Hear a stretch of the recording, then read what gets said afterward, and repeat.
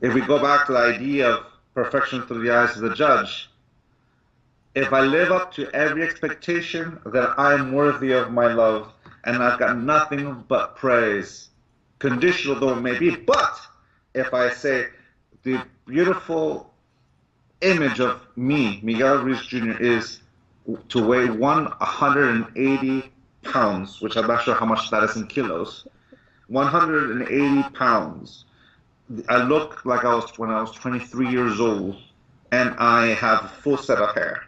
When I look in the mirror, I can either project that false image or I can look the truth.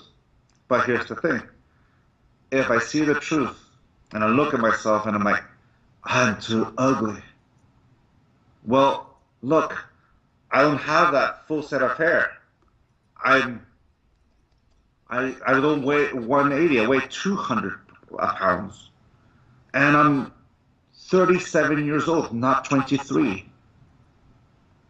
The three judgments I just did are based on my agreement of what the perfect me should be.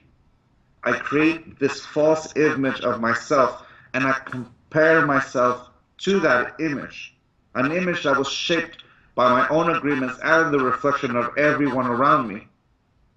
And I'm the one who believed it, regardless of whatever anyone else says or whatever anyone else thinks or what's published in a newspaper or magazines or on MTV or whatever. I'm the one who said yes. So when I judge myself, all I'm hearing, all those self-judgments, are my own agreement. They have power because I give it power. And why? Well, every single self-judgment is the form, you could say, like a lasso or like a whip to punish myself for not living up to this expectation. And it's supposed to spur me on to do something, to motivate me to do something. Because domestication can cut in two ways. One, self-judgment can actually be so painful that I don't want to live life and I'll be in my shelter and I won't do anything. And I'll be so petrified to do anything because I'm so afraid.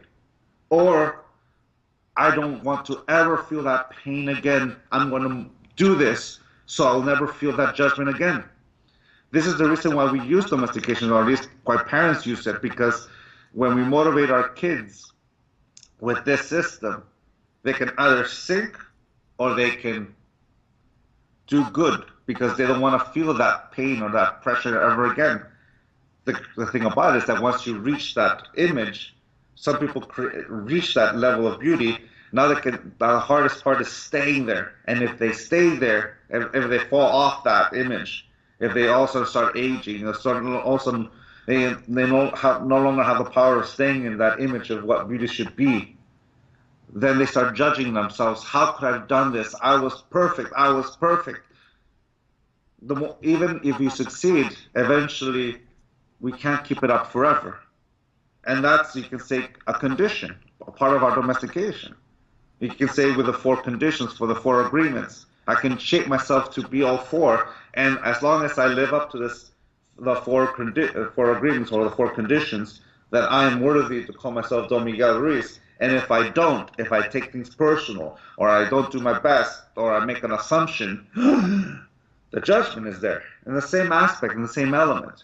So in changing that is, one, to understand that we're doing it, becoming aware that this is the model we've become aware of, that those judgments, those beliefs that I use to castigate myself, to basically beat myself up with, they only have power because I give them power.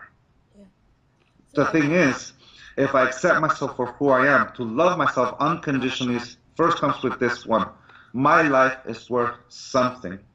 Unconditional love is to love this energy that is me. Because if I love myself based on a definition like Toltec or American or Mexican or man or whatever, then I'm loving myself conditionally for as long as I live up to that definition, to that identity. Unconditional love is loving this energy that moves this body, and everything else will be a ramification of that love. So for example, I become aware that I've been using taking things personally for a long, long time. So I've taken things personal. I've punished myself with judgment. All right, I don't want to do it. I've read this book. I saw this agreement. All right, very first step, like anything, I accept the truth. Like going to AA, Alcoholics Anonymous, or any form of drug addiction, I accept the truth. I do this. I have taken things personal. I have judged myself. This is the truth. I have done it. And I accept myself that this is me. Now I have a choice. Do I want to continue or do I want to let go? And that's really the principle right there. If I want to let go, it already comes from a definition of I've already accepted myself for who I am. So changing here is just simply how I want to use my intent to manifest something in life. I no longer want to use my energy to taking things personal. So, okay, we found out that, all right, I don't want to take things personal. The best thing to do is what triggers me? What triggers me to take things personal? What triggers me to make that judgment? What triggers me to do that? And you have to see myself for who I am and look at myself. Well, if I turn on the social media site of Facebook and I look at it, that guy's post always makes me go grrr, and I know it's happening. Okay, I've become aware of what triggers me. What are my triggers to take things personal? I practice, and then I log on to Facebook or the social media site. I scroll down, and there his name. If I scroll, I can see, and there it is. The moment of truth. At that moment of truth, I have a choice. I've already accepted myself, so if I want to take it personal, I will take it personal. If I don't want to take it personal, then I won't. This is where the agreement comes in. This is when the agreement comes alive. I totally agree with you. I had a circumstance where there is this person that really, as you say, I take things personally when she's around, and her attitude gets to me.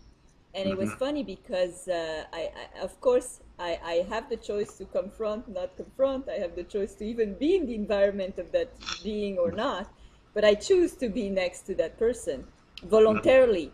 And it was so funny because lately, maybe by practicing more and more and more, I come to almost be almost like myself, watching myself act, and almost as an act, as a real act, where I am watching myself do and say, okay, am I gonna act angry because it will provoke a certain reaction from that person or not? And it's interesting when we finally are able to like almost be separate from us, to be able to decide upon what our intention is, what our action is. But it's a work in process. I believe that everybody can learn and decide, but I believe also it is a work in process. It doesn't happen instantly. So and that's really it. The whole work in process is key, because with practice makes the master. Yeah. You see, what you're describing there is the ability to become aware of how to choose. And to me, that's really the power there, because are we in control of our intent, or what are our beliefs controlling us? Or you can say, do I control knowledge, or does knowledge control me? When I have the freedom to choose, I'm aware that I'm the one in charge of how I'm going to use my intent.